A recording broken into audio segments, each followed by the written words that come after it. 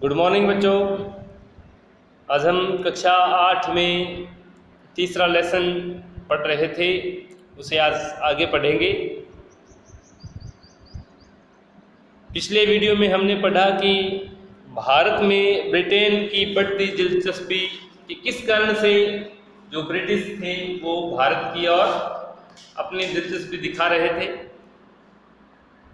तो आज हम पढ़ेंगे 18वीं सदी के आखिरी दशकों में ही बंगाल में नील की खेती तेजी से फैलने लगी थी। बंगाल में पैदा होने वाला नील दुनिया के बाजारों पर छा गया। 1788 में ब्रिटेन द्वारा आयात किए गए नील में भारतीय नील का हिस्सा केवल 30% था। 1810 में ब्रिटेन द्वारा आयात किए गए नील में भारतीय नील का हिस्सा 95% हो चुका था। जैसे जैसे नील का व्यापार फैला, कंपनी के अफसर और व्यावसायिक एजेंट नील के उत्पादन में पैसा लगाने लगे। समय बीतने के साथ कंपनी के बहुत सारे अधिकारियों ने नील के अपने कारोबार पर ध्यान देने के लिए अपनी नौकरियां छोड़ दी।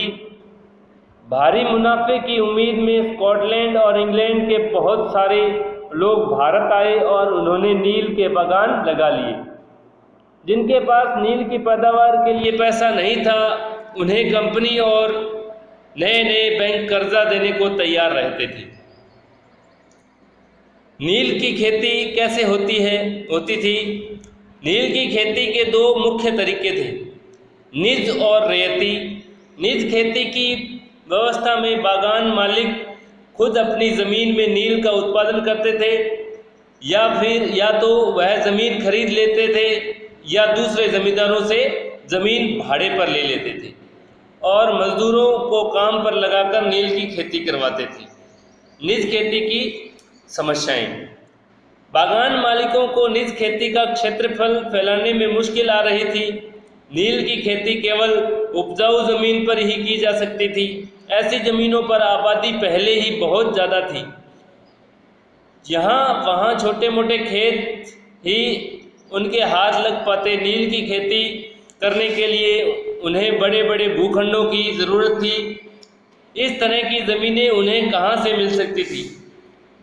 उन्होंने नील की फैक्ट्री के इर्द गिर्द पट्टे पर ज़मीन लेने के प्रयास किए और वहाँ के किसानों को हटवा दिया। इससे टकराव और तनाव पैदा हो जाता था। मज़दूरों का इंतज़ाम करना भी आसान नहीं था। बड़े बागान के लिए बहुत सारे मज़दूरों की ज़रूरत होती थी। मज़दूरों की ज़रूरत भी सबसे ज़्यादा उसी समय होती थी जब किसान धान की खेती में व्यस्त रहते थे। बड़े पैमाने पर निज खेती के लिए बहुत सारे हल बैलों की ज़रूरत भी थी।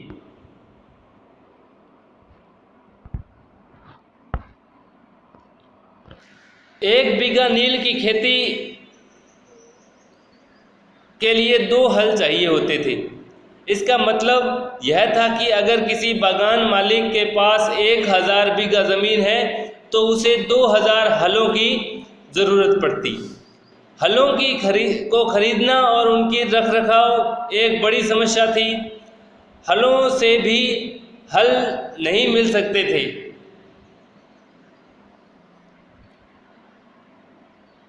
किसानों से भी हल नहीं मिल सकते थे। उन्हें अपने लिए इन चीज़ों की ज़रूरत होती थी।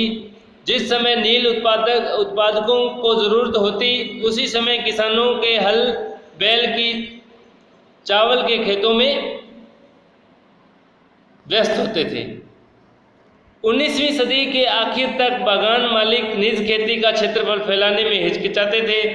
इस व्यवस्था के तहत नील की पैदावार वाली 25% से भी कम ज़मीन आती थी। बाकी ज़मीन रैयती व्यवस्था के अंतर्गत थी। रैयतों की ज़मीन पर नील की खेती। रैयती व्यवस्था के तहत बागान मालिक रैयतों के साथ एक अनुबंध करते। कई बार वे गांव के मुखियाओं को भी रैयतों की तरफ से समझौता करने के लिए वादे कर देते थे। जो अनुबंध पर दस्तखत कर देते थे, उन्हें नील उगाने के लिए कम ब्याज दर पर बागान मालिकों से नगद कर्जा मिल जाता था। कर्जा लेने वाले रैयत को अपनी कम से कम 25% ज़मीन पर नील की खेती करनी होती थी। बागान मालिक बीज और उपकरण मुहैया करवाते, जबकि मिट्टी को तैयार करने, बीज बोने और फसल की देखभाल करने का जिम्मा काश्तकारों के ऊपर था। जब कटाई के बाद फसल बागान मालिक को सौंप दी जाती तो रैयत को नया कर्ज मिल जाता था और वही चक्र दोबारा दोहराया जाता।